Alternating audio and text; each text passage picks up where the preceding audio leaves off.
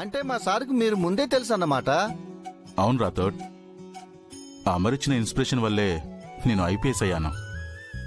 తీసుకోండి sir. Thank you.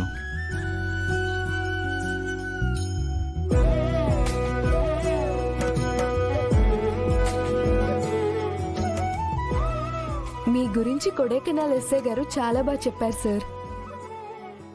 మీలాంటి best officer మా అరుంధతి మేడం కేసుని ఇన్వెస్టిగేట్ చేయడానికి రావడం మాకు చాలా హ్యాపీగా ఉంది sir.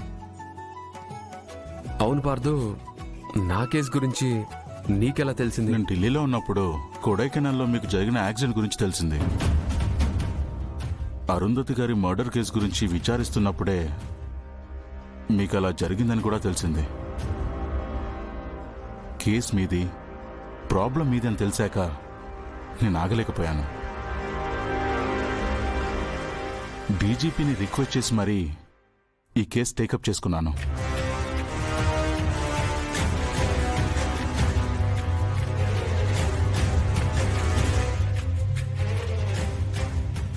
Thank you Partha.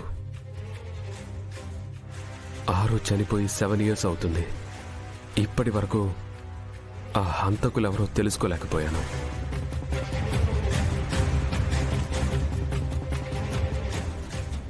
Don't worry Amar, నేను వచ్చాను కదా.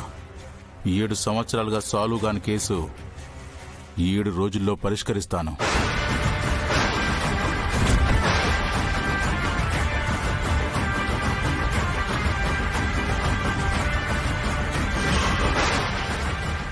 అరుంధతి గారిని హత్య చేసిందెవరో, మీకు యాక్సిడెంట్ చేసిందెవరో, మీ పిల్లల మీద దాడులు చేయిస్తోందెవరో తప్పకుండా కనిపెడతాను.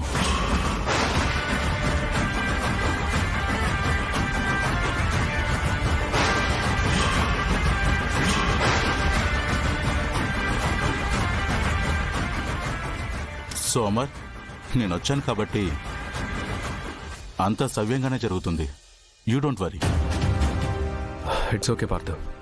ఇంతకీ ఫ్యామిలీ ఎక్కడ? పిల్లలు ఎంతమంది? నాకింకా పెళ్లి కాలేదు. ఇంకా పెళ్లి చేసుకోకపోవడం ఏంటి? నాకు నచ్చిన అమ్మాయి దొరకటం లేదు.